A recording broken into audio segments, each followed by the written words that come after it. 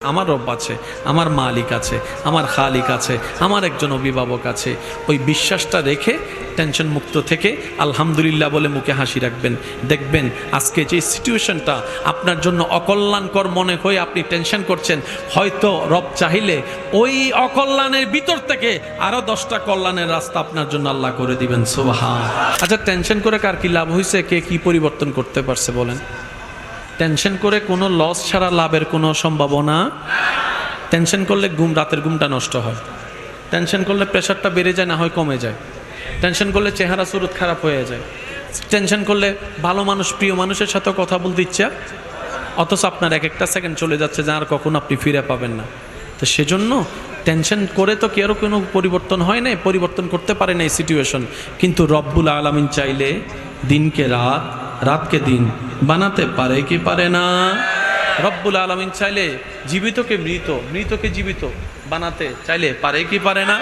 রব্বুল আলামিন চাইলে আপনার জীবনের বড় বড় কূপের মতো গর্তগুলোকে ভরাট করে সুন্দর একটা মসৃণ রাস্তা বানাই দিতে চাইলে পারে। ইন্নাল্লাহা আলা কুল্লি শাইইন কাদির।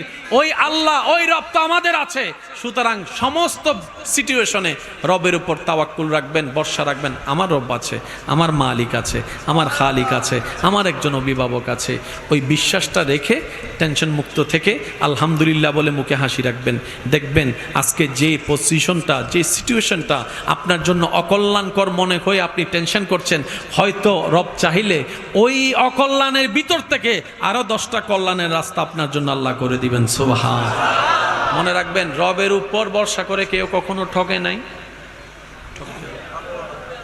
রবের উপর ভরসা করে কেউ কখনো ঠকে ঠকবে না। একজন আল্লাহর বান্দা একজন থেকে টাকা কিছু ধার নিছে। কি নিছে ধার? ভাই বলেন না, কি নিছে? তখন ব্যবসা হতো কি গাড়িতে না নৌকায়? তখন ভাই আমি তোর থেকে টাকাটা নিছি, ব্যবসা করে লাভ হলে আমি তোর টাকা তোকে অমুক তারিখ অমুক দিনের ভিতরে আমি টাকা দিয়ে দিব। তো সে বলে যে তুমি যে টাকাটা নিচ্ছ, আমি যে তোমাকে টাকাটা দিব, এটা তো জিম্মাদারি, কি জানে বলে এটাকে, মর্টগেজ নাকি গ্যারান্টি, এটার গ্যারান্টি তো দরকার।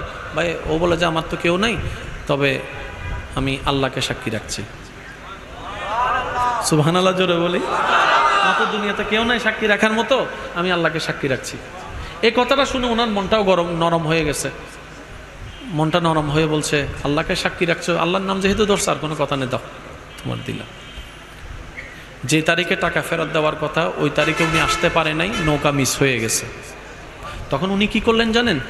একটা লাকড়ি নৌকার মতো বানিয়ে সেই টাকাটা ওখানে রেখে আল্লাহর ওপর তাওয়াক্কুল করে আল্লাহর নামে ওনার জন্য ছেড়ে দিয়েছেন। একটু জোরে বলি।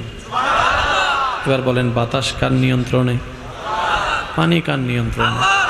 সমস্ত কিছু কার নিয়ন্ত্রণে? উনি বলে যে আল্লাহ, আমি ওয়াদা করছি তোমার নামে সাক্ষী রেখে, আমি তো পৌঁছাতে পারি নাই, এটাও তোমার একটা হিকমত। আর আমি জানি তুমি যখন যা করো বান্দার ভালোর জন্যই করো। আল্লাহ, আমি তোমার নামে ছেড়ে দিচ্ছি, কারণ এখানে তোমার নাম আমি ব্যবহার করেছি। আল্লাহ,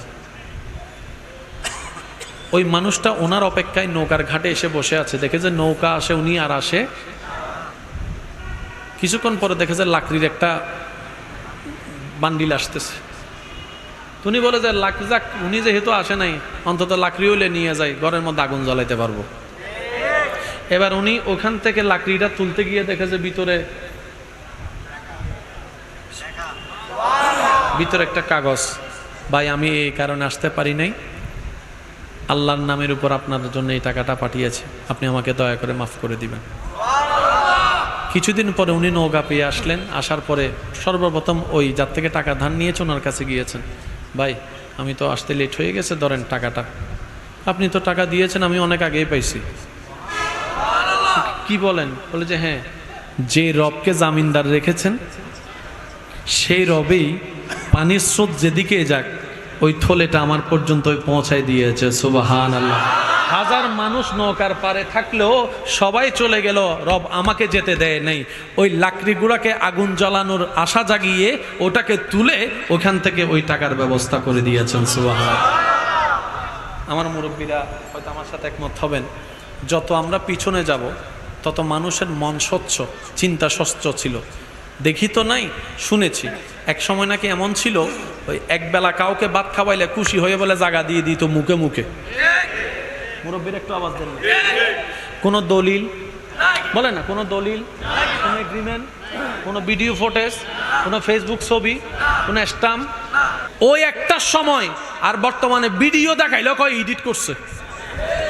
বুঝাতে পারছি কথা? তার দিন শেষে আমরা নিজেরাই নিজেদের পায়ে কি মারতেছি?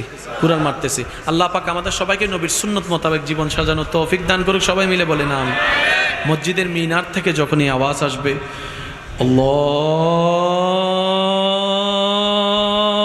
আল্লাহু আকবার, আল্লাহু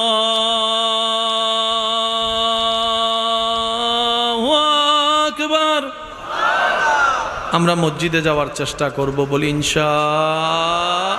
সর্বোচ্চ চেষ্টা কোথায় যাব? মসজিদে, ইনশাআল্লাহ। আর যদি সেটা কোনো কারণে সুযোগ না হয়, ইচ্ছা আছে সুযোগ না, দোকানে, সাইটে, যেখানে।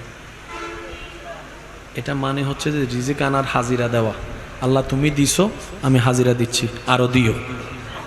আল্লাহ আমাদের সবাইকে কবুল করুক, আমিন। শেষবারের মতো যার যত শক্তি আছে একবার বলেন সুবহানাল্লাহ। হয় না, হয় না, আরো জোরে বলেন সুবহানাল্লাহ।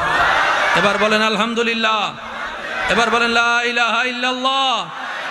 এবার সবাই দুই হাত তোলেন, ঈমানি আওয়াজে বলেন আল্লাহু আকবার, আল্লাহু আকবার, লা ইলাহা ইল্লাল্লাহ, মুহাম্মাদুর রাসূলুল্লাহ সাল্লাল্লাহু আলাইহি ওয়াসাল্লাম।